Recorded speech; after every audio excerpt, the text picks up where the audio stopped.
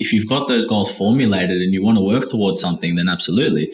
But a retirement plan or, a financial plan is something that's going to take you from now to a certain point at a future point in time that's generally long-term in nature.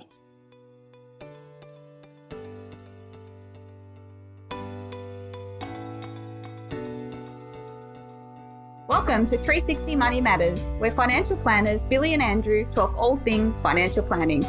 This podcast aims to increase your knowledge and confidence with all things money. Each week, they will cover topics like wealth creation strategies, investment principles, creating passive income, paying off your debt faster, and much, much more, so you can live a life on your terms without limits. Hello and welcome back to another episode of the 360 Money Matters podcast. I'm Billy and I'm joined by my co-host, Andrew. Bills, here we are again. We are back on the radio waves. Back on the thought I'd steal your line for once. Don't I call it the wireless. Oh, the wireless. That's it. Talking to everybody about a whole heap of stuff. Hopefully there's some value in this. And Andrew, I'm thinking this is pretty timely in terms of what we've decided to talk about. Everything we talk about is timely, Billy. Yeah, well, I mean, that's a deliberate thing, right? So we're trying to match the perceived requirements that we've got of everybody, plus the experience that we have of talking to people day in, day out in our financial advice business. So, Andrew, what are we talking to everybody about today? Yeah, so today we're talking really about the importance of having a well-researched and reasoned financial plan. So, why do you even have a financial plan? And, I guess for us, it's a pretty foreign concept that people wouldn't have a financial plan. But I guess for a lot of people, one, if you're just not that way inclined or you're not thinking about money, then it's just not something that comes into your eyesight. Or, what we often see, which is people just get excited about something and, get into, particular investment, and that's it. And there's no real plan or strategy about it. But we're going to kind of, pull it back and look at, hey, what's a financial plan, firstly, which I'll ask you that question now, but and give you maybe 10 seconds to think about it. But then, what are the benefits of it and why should you actually have a financial plan? Yeah, and I think just before I answer that question in particular, the reason why it's been timely for us and the reason why we're talking about this now is because we're entering into, I think it's fair to say without sort of too much of a political stand or what have you, but we're entering into and continue to do so and have been for a long period of time, continued uncertain times. And we're not just talking about in terms of the political environment. Closer to home, we've got an election coming up. We've got rapid changing, say, technology with things like AI. So the world is becoming more and more, it's changing. There's more uncertainty. It's moving faster. So the reason why, this is a really long-winded answer, but I think the reason why that this is important and this is critical is because it gives you a strategy, it gives you some foundations, and it gives you something to work off in terms of where you are financially and what you're moving towards. So what is a financial plan?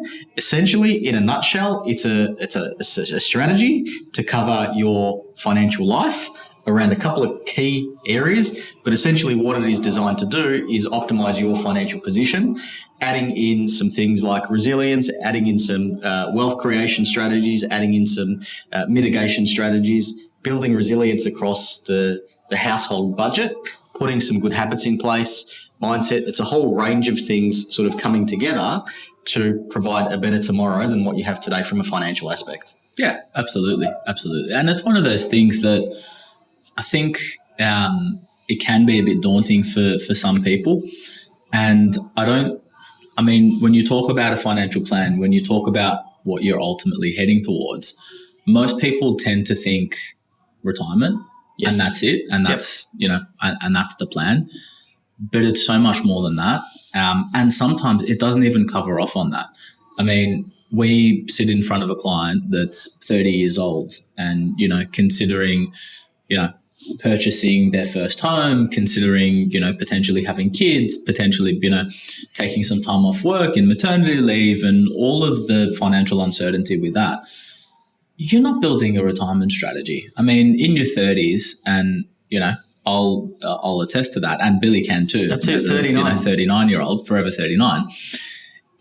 You don't know what level of passive income you're going to need. You don't know when you're going to retire. You don't know how expensive things are going to be then. You don't know, you don't even know how big your family is going to be a lot of the times by that stage. And so it's one of those things that a financial plan, doesn't need to include, hey, we're talking about retirement here, or we're talking about just drawing a passive income so that I never need to work again, and all of that stuff. And if you've got those goals formulated and you want to work towards something, then absolutely. But a retirement plan or, a financial plan is something that's going to take you from now to a certain point at a future point in time that's generally long-term in nature. And maybe it's, hey, I'm going to build the foundations of my investment strategy and give myself options in the future. I'm going to, I know that in X amount of time, I want to upsize the family home. So how do I, work towards that? I know that, I want to send my kids to private school. And so how do I work towards funding that? So it's not necessarily just creating a passive income for yourself in retirement is maybe the first kind of myth that I want to put out there. When you are talking about a financial plan. Yeah, and you're right. A robust financial plan should be relevant and timely to what you're going through. Taking it back to sort of my original remarks about why are we talking about this now, from a economic environment where we're at with everything that I was describing before, I think having something that is a plan gives you more confidence.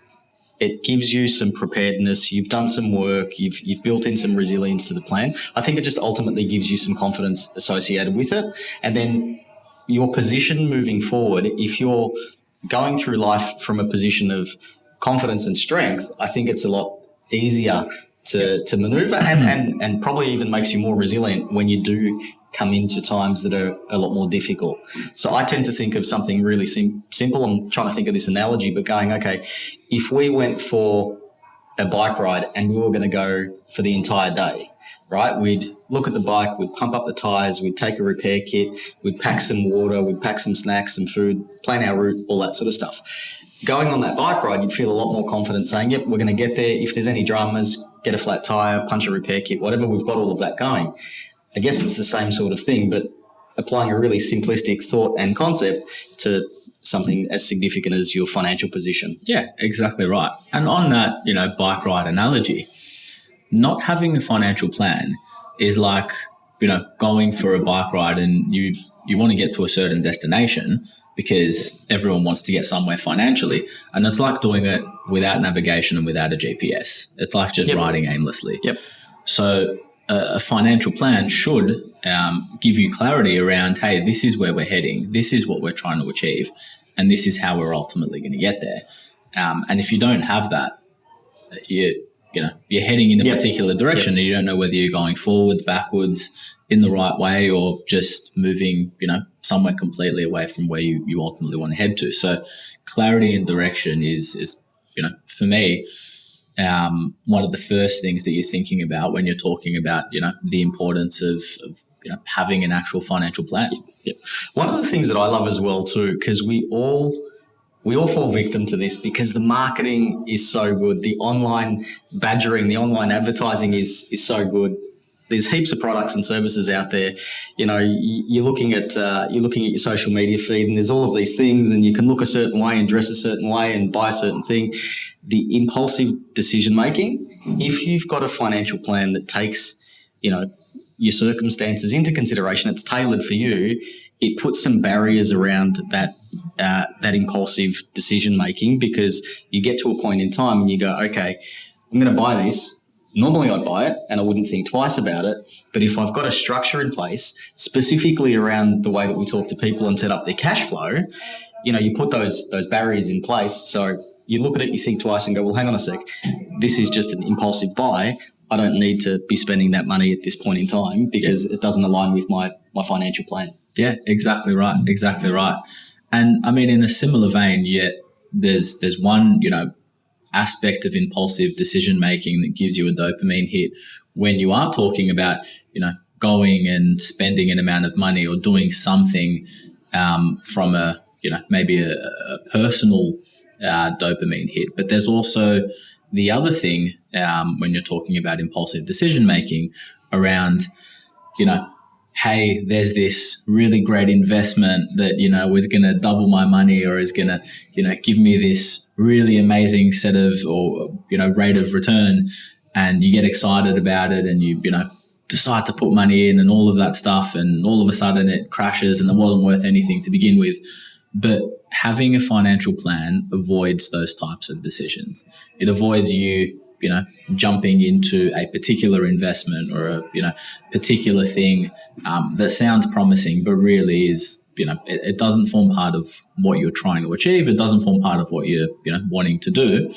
And it helps you avoid that impulsive decision making as well.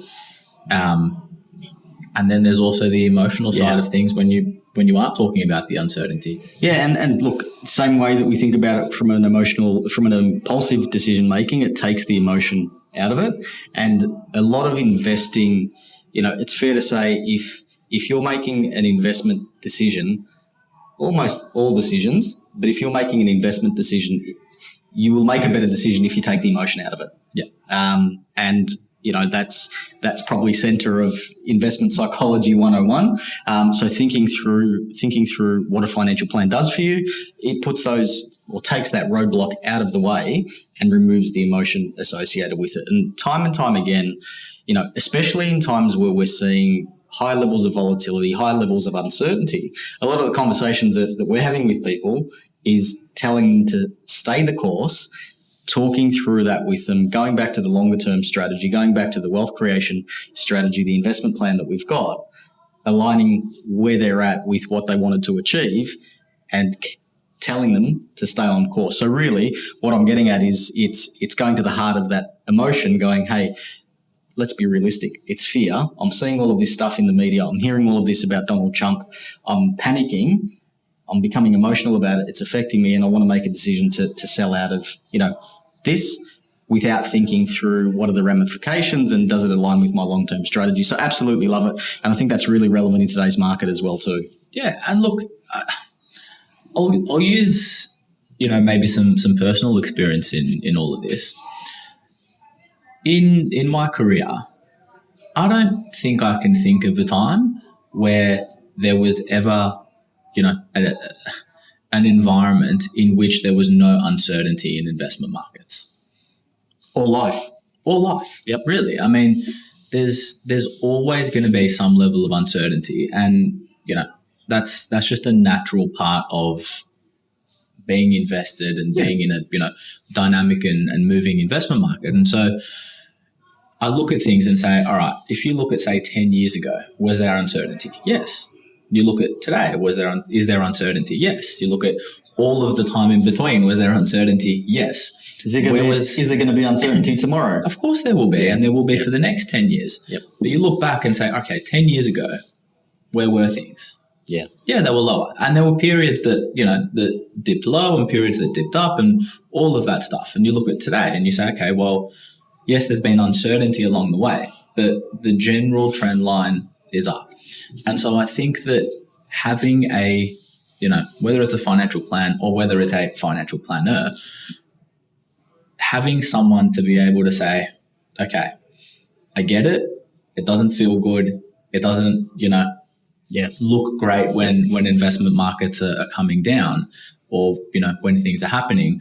But remember what we're doing this for. You're doing this for long-term wealth creation. Mm-hmm. Yep. You're doing this in a, structured approach where you're not overextending yourself, where you're coming back to the financial plan and the fundamentals of it at a point in time where it's feeling uncertain. And that's going to happen, right? Because that's all part of the journey, and feeling uncertain is all part of the journey.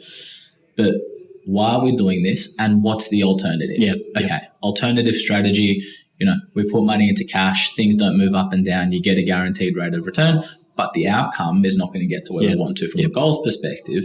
So you're taking on that risk, on that side of things, and reverting it back to say, okay, this is still the right thing. Not to say that you're not going to make adjustments, not to say that you're not going to pivot based off what's happening from a market perspective. All of that is going to form part of it. But having a plan removes that emotion out of it to say, yes, this is why we're doing, what we're doing. This is why we need to stick to it. And this is why we need to, continue the course, or something has changed and this is why we need to pivot. Yeah. And ultimately it comes down to, if we can conclude with a large degree of certainty that there's uncertainty and there's always going to be uncertainty, maybe it just changes, and society and businesses and cultures and employers adapt. So that's a given. That's just the playing field that we've got. I think going through this gives you the confidence to say, yes, we know that that's a given, but we're as robust as we possibly can be. We've got a plan in place that's going to take us moving forward. So leaning into or going through that uncertainty with more confidence, because we know we've got our financial house in order, essentially. Yeah. So I think it's from a confidence perspective, but where that also ties into it is when you're putting a financial plan together, there is risk mitigation strategies in it. And we're not necessarily just talking about risk mitigation strategies from an investment perspective. We could be talking about risk mitigation strategies around, hey, have you got adequate emergency savings in your household just in case there's a disruption to your income or there's an unplanned expense? Have you got a good cash flow management system to make sure that you're spending less than you're earning? We haven't even spoken about investment risk. So there's ways to think about risk mitigation, and there's ways to think about risk mitigation in certain aspects. So a solid financial plan will deliver that, and once again, building up to an increased level of confidence to be able to go through those uncertain times, knowing that you're in the best position that you possibly can be. Yeah, absolutely. Absolutely. And I think that the other thing that should form part of this as well is reviewing it regularly. I mean, the plan that you set on day one, the only certainty with it is that will be, a different plan by the time you get to the end of it. And it's, what's changed? How have things changed either in circumstance? Has there been a marriage? Have you had kids? Has there been a career shift? Have market conditions changed and you need to pivot? Yep. Have your goals changed? Hey, this is where we were heading towards and this is what we ultimately wanted. Mm-hmm. But, maybe there's been a big change in your lifestyle. Maybe there's been death of a family or friend and you've changed your perspective on things. So making sure that what you're heading towards now is still what you wanted to head towards when you initially set things, rather than just, continuing to, go around that merry-go-round and continuing to, go or towards a particular direction that you no longer want to be in. It's the realities of life, right? You're on to make a full circle and go back to your bike analogy. You were cycling towards the mountains because you wanted a view, but now you actually want the beach because you want to relax and cool down after the cycle. So, okay, well, what do we, pivot to change direction? I actually, now that I've had time to think about it, we should have used a running analogy because Andrew is a pretty keen runner. And there's no doubt there's some sort of marathon that you've got scheduled, planned in the future or anything like that. So there's a marathon in the future, but that's all right. Yeah. But running, you're not heading towards anything with the... Oh, I'm not running that far. I'm not running, it's a marathon, right? From mountains to beach. Well, you could run to the beach. Yeah, so, maybe. Yeah. Look, ultimately, and I get your point, ultimately things change. And that's just the nature of life and the life stages that we go through. And accordingly, your goals, wants, financial position, outlook, relationship status changes. So you need a financial plan to do that. And it sounds like there's a lot of complexity to it, and there is, but, without sort of tooting our own horn, actually with tooting our own horn, we keep saying it time and time again, you've got to come back to the advice relationship. You need to get advice on this because, you might have certain elements of this where you feel really good about, your cash flow, or you feel really good about your earnings, and you might have 50 or 60% of these things ticked off, but it still doesn't take you far enough. And the other thing from that perspective too is there's missed opportunities and you maybe don't know what's available at what particular point in time. So I think getting advice is absolutely critical. With this, talk to an advisor. They'll be able to put a financial plan and a financial strategy together to give you that level of confidence to be able to move through this time and, moving forward as well too with uncertainty, with a solid financial plan in place, knowing that, you're in the best financial position that you can be. Yeah, and I think that's really important. I mean, whether you decide to, go with a particular advisor or not go with a particular advisor, I'm a big advocate for at least just having that discussion, because you don't know what you don't know. And I mean, sometimes the things that we think is, really relevant to a client are not necessarily the things that they pull out of it as, oh, wow, I didn't even think of that. And I'll use maybe an example. Yep. I was talking to a client the other week, and he's recently became a client, and he was talking about the fact that when we were having our initial discussions, it wasn't, there was a bunch of different things that we had done in incorporating his financial plan and strategy. But the thing that made him realize, oh, crap, I can't do this on my own, was we were talking about the risk mitigation side of things. Yes. And he's the only one that works in the household. So he's the primary breadwinner. Wife doesn't work. And so he's like, I don't need any insurance cover for my wife. And I said to him, okay, but if touch wood something happens and your wife passes away or is permanently disabled or something happens, what would you expect would happen with your income? You've got 3 kids. You're probably not going to be working for a period of time. You're probably not going to be wanting to work as much as what you currently do. And so even though she's not the primary breadwinner, she's still going to be, or you still need to ensure that if something happens to her, that you're still going to have an amount of money to cover that risk associated with it. And that for him was what, that was the penny dropping moment to say, oh yeah, I need advice, because I never would have even thought of that, and that doesn't, form part of it. So for me, have a conversation with an advisor, and sometimes the things that you get out of it will be, whether you decide to go with them, whether you decide to build your own plan, whatever you decide to do, having a conversation, I think is the most important thing. Andrew, well said, well summarised. I think we laid out some pretty relevant points that are timely almost, specifically as well for this period too. But no, thank you for today.